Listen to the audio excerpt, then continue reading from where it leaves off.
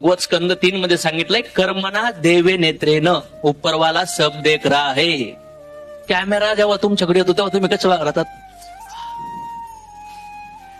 Camera फक्त बाहेरचा photo काढतो.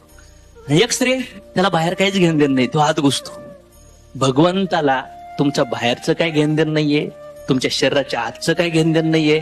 भगवंत तुमच्या हृदयात आणि तुमच्या मनात आणि तुमच्या बुद्धीत पाहतात की काय चाललंय, त्याच्यावरून डिसाईड होतं की तुम्ही काय करून.